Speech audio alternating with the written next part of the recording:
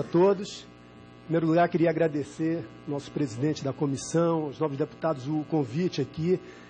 Fico muito feliz e muito honrado por vir aqui debater um tema tão importante como o Estatuto do Desarmamento, que, sem sombra de dúvida, foi uma das leis mais importantes feitas nas últimas décadas no Brasil e que, segundo cálculos de inúmeras universidades prestigiosas no Brasil, fez com que mais de 120 mil vidas fossem salvas entre 2004 e 2014.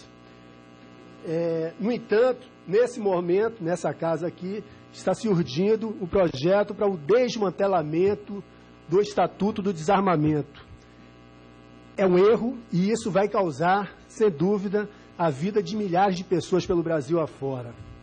Antes de eu mostrar algumas evidências na academia, no seio da pesquisa científica, não só do IPEA, onde eu sou diretor, mas em outras universidades no Brasil e fora, nós vamos ver aqui a relação entre armas e crimes. Os que advogam a favor do desmantelamento do Estatuto do Desarmamento, geralmente, trazem alguns argumentos centrais. Em primeiro lugar, da liberdade de escolha. Em segundo lugar, fala-se que o Estatuto foi uma lei não democrática, porque, afinal, em 2005 já teve o referendo do desarmamento e a população votou contra, tá certo? E, em terceiro lugar, há esse argumento sempre na base da retórica de que disponibilizar mais armas para o pai de família, para a sociedade, isso vai dar mais segurança e dar mais segurança para o país. Eu vou mostrar que esses três argumentos aqui, eles são falaciosos e, na verdade, são baseados em argumentos pueris. O primeiro deles, a questão da liberdade de escolha. A gente sabe, quer dizer, qualquer aluno no primeiro período de direito sabe que os direitos são relativizados ante a necessidade de não restringir o direito de outros. Quer dizer, a ação do indivíduo, desde que ela cause, em economia a gente chama de externalidade, mas cause um mal a um terceiro, ela tem que ser regulada. E é por isso que as pessoas não podem estocar botijões de gás nos seus apartamentos, como aliás explodiu agora um apartamento lá no Rio. É por isso que as pessoas não podem comprar dinamite, é por isso que as pessoas elas têm que usar cinto de segurança. Está se pensando em política pública, na política com letra maiúscula, pensando o bem social. A regulação ela existe exatamente para garantir o equilíbrio entre o direito de todos, sobretudo o direito à vida. Não é? Então, para encerrar esse ponto, eu trago as palavras aqui de um dos grandes estudiosos em violência ao longo dos séculos, um estudioso americano, escreveu um livro famosíssimo aí, que é o Steven Pinker. Ele fala assim: o direito de qualquer cidadão portar uma arma é resquício de um mundo passado, não é um passo na conquista de mais liberdade. O segundo ponto, dizer que o Estatuto do Desarmamento foi uma lei não democrática, realmente é total falácia, porque a lei ela não proíbe, ela restringe, coloca uma regulação sensata à arma de fogo. Tanto é verdade que não proibiu, que de 2004 a 2014, segundo os dados do Sinarme, 121 mil novos registros de armas foram feitos. 500 mil armas de fogo foram vendidas no Brasil nesse período. Então, como que se proibiu? Não proibiu, não proibiu o comércio de arma de fogo. Ele continua. Eu, inclusive, deputado, tenho que trazer aqui a ideia de que eu, por exemplo, votei não. Eu acho que não se deve proibir o comércio de armas de fogo no Brasil, mas tem que haver uma regulação sensata e responsável. Em terceiro ponto, sobre crimes e sobre armas e crimes, é um consenso na literatura internacional que mais armas geram mais crimes. Mais armas fazem aumentar os suicídios, os homicídios, os acidentes, não apenas de adultos, de jovens, mas de crianças também. As armas de fogo, a proliferação de armas de fogo na sociedade, ela faz com que os homicídios aumentem por dois canais. Em primeiro lugar, uma série de eventos conflituosos. Quando há uma arma de fogo na equação, isso gera uma tragédia. Então, há muitos pais de família, há muita gente de bem que não é bandido e que, eventualmente, com arma de fogo, perdeu a cabeça numa disputa, numa briga de bar, por time, por Flamengo, por Vasco, e matou o outro. Isso acontece muito. Pesquisa, por exemplo, que foi feita no Rio de Janeiro, pelo professor Luiz Eduardo Soares, mostra que de todas as mortes, os homicídios que eles conseguiram seguir lá, 2/3 eram crimes interpessoais. Por outro lado, uma maior disponibilidade de armas de fogo na sociedade faz com que mais armas eventualmente migrem para o mercado ilegal. Isso acontecendo faz com que o preço da arma no mercado ilegal baixe, tornando a arma acessível ao bandido mais desorganizado, que é aquele bandido mais perigoso que vai assaltar e cometer o latrocínio. Há uma pesquisa, inclusive, do Sou da Paz, mostrando que das armas que foram apreendidas pelos criminosos, pelos bandidos na rua, 40% dessas armas foram registradas. Eram armas nacionais, foram registradas por pais de família, por cidadãos de bens, e eventualmente essas armas foram furtadas, foram roubadas, e essa arma ajudou a matar um outro pai de família. Então eu queria mostrar alguns dados sobre isso que nós estamos discutindo aqui.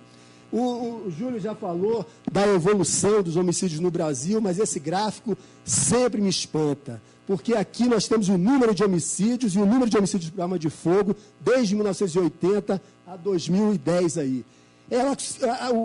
A escalada dos homicídios no Brasil vinha praticamente em linha reta durante todas essas décadas. Apenas em 2003, a gente vê ali naquela linha pontilhada que houve uma estabilização dos homicídios no Brasil. Certamente, isso tem muito a ver com o Estatuto do Desarmamento. Mas acontece que o Estatuto do Desarmamento é uma lei que não gerou resultados homogêneos por todo o país. A gente vai mostrar aqui que, apesar do Estatuto do Desarmamento ter sido eficaz no sentido de diminuir a proliferação de armas no Brasil, não se deu de maneira homogênea no território nacional. E naqueles estados em que se conseguiu ter maior sucesso em controlar as armas de fogo, se conseguiu diminuir o homicídio. E nos outros estados onde não se conseguiu ter esse controle, a taxa de homicídios aumentou. E aqui estão os dados, aqui não é retórica não, deputados, aqui são dados do Ministério da Saúde. Então, essa linha azul aqui está a distribuição das micro-regiões no Brasil, que são 558 micro-regiões, e a distribuição delas, as que têm mais e menos armas de fogo. Essa linha azul fala da distribuição das armas de fogo nas micro-regiões antes do Estatuto. A linha vermelha depois do Estatuto. Olha o que aconteceu. A distribuição andou para a esquerda, ou seja, olhando o Brasil como um todo, houve uma contenção, uma diminuição da proliferação de armas de fogo. Porém, quando a gente vai abrir esse dado em unidades territoriais menores, olha o que acontece. Eu peguei aqui os 3 estados onde, na década de 2000, teve maior queda na taxa de homicídios no Brasil, que foram os estados de São Paulo, Rio de Janeiro e Pernambuco. Nós podemos observar aí que nesses 3 estados a distribuição andou bastante para a esquerda, ou seja, conseguiram diminuir armas de fogo. Só em São Paulo foram mais de 150 mil armas apreendidas. Agora não me lembro quantas foram devolvidas voluntariamente, milhares. Quando a gente vai olhar na outra ponta da tabela, os estados que mais cresceram homicídios, é isso daqui. A gente vê que a distribuição de armas de fogo não se mexeu ou até houve mais armas de fogo. Quando a gente olha o mapa do Brasil, nas micro-regiões, onde o verde é que tem menos armas e o vermelho mais armas, a gente olha 2003, passou aqui 2003 e 2010. Onde é que cresceu mais essa proporção de armas de fogo? Exatamente ali naquelas regiões que eu botei ali uma elipse, um círculo, que são exatamente o Nordeste, Alagoas e mais aqui perto de Foz do Iguaçu. Muito bem. Além disso, nós fizemos um trabalho publicado no livro, há 2 anos atrás, e mostramos o seguinte: pegamos as micro-regiões e pegamos as 20 micro-regiões com mais armas de fogo no país. A taxa de homicídio média nessas 20 micro-regiões era de 53,3 para cada 100 mil habitantes. A taxa de homicídio nas 20 micro-regiões com menos arma de fogo era de 7,2. Ou seja, nas micro-regiões com mais armas de fogo, a taxa de homicídios era mais de 8 vezes maior do que aquelas micro-regiões onde tinha menos armas de fogo.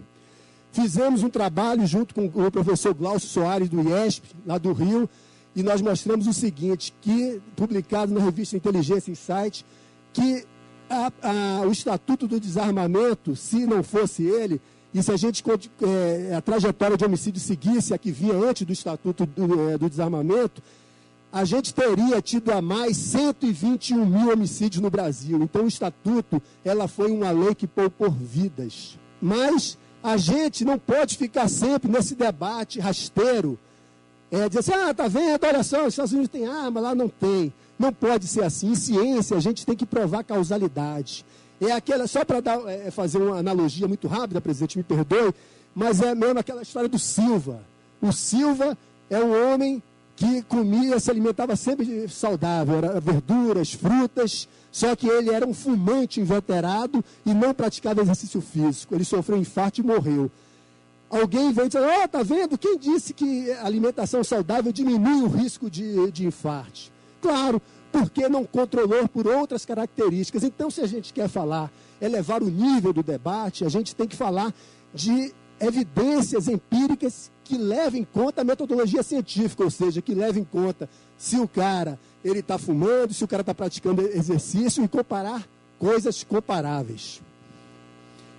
Nós fizemos isso e vários outros autores fizeram isso. Então, olhando, eu estudei muito esse tema, não conheço no Brasil nenhuma tese, nenhum artigo publicado que mostre que mais armas geram menos homicídios, mas eu conheço, trouxe aqui, vou deixar aqui, presidente, por favor, vou deixar aqui 3 teses que eu trouxe aqui, de 3 das mais importantes universidades brasileiras, que é a Fundação Getúlio Vargas, uma tese feita pelo Gabriel Artung, que é o filho do governador do Espírito Santo, em 2009, a minha própria tese de 2011, a do Marcelo Justo da USP, de 2012. As 3 chegam aos mesmos resultados, mais armas, mais crimes. A minha tese aqui, você me desculpe, mas nesse momento eu tenho que cometer o pecado da vaidade, mas com muita humildade. Eu trago a minha tese aqui, para quem quiser ver, cujo principal capítulo é exatamente verso sobre armas de fogo e crime.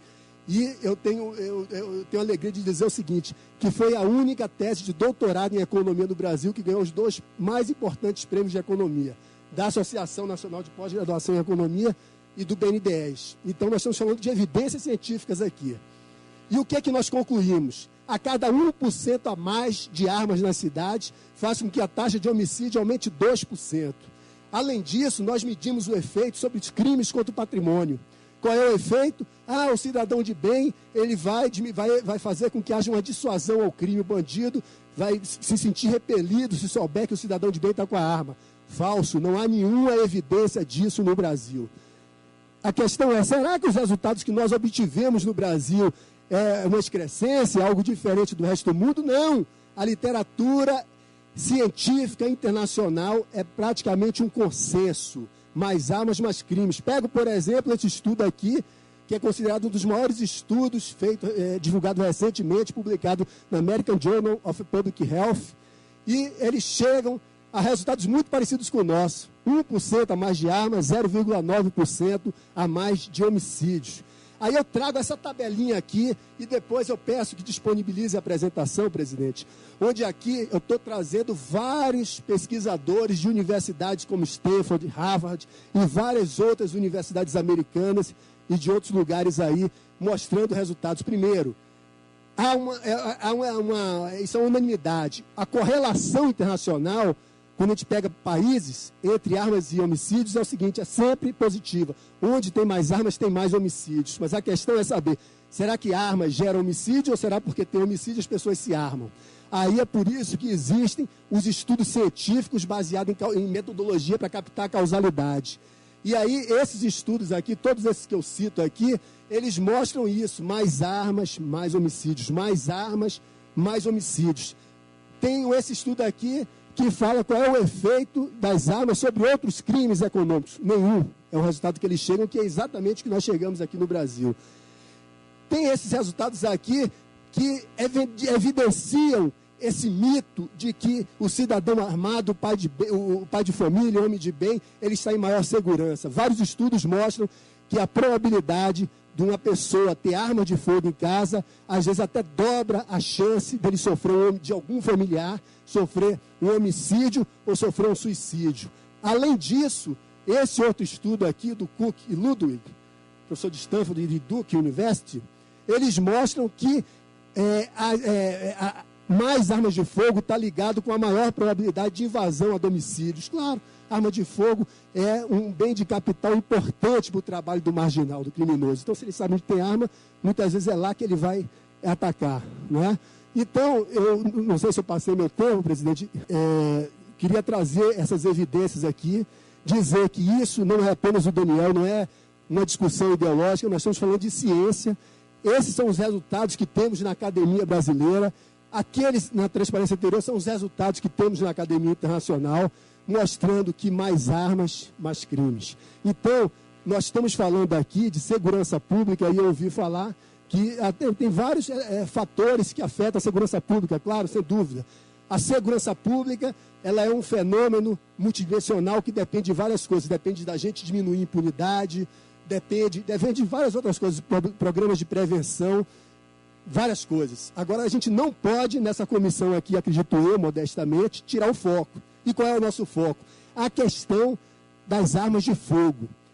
Eu acho que a miséria da segurança pública no Brasil, ela começa exatamente quando as leis e as políticas, elas são balizadas não pela evidência empírica, pelo conhecimento científico, mas pelo viés ideológico e pela retórica. Eu termino aqui dizendo que se esse projeto de lei, que eu, na minha opinião, considero um dos piores projetos que já passou por essa casa aqui, se isso for à frente, for adiante, não tenha dúvida, teremos uma tragédia no Brasil nos próximos anos, e a sociedade brasileira certamente vai responsabilizar cada parlamentar que votou pelo desmantelamento do Estatuto do Desarmamento. Muito obrigado. Obrigado, Daniel. Muito obrigado. Agradecemos a sua participação.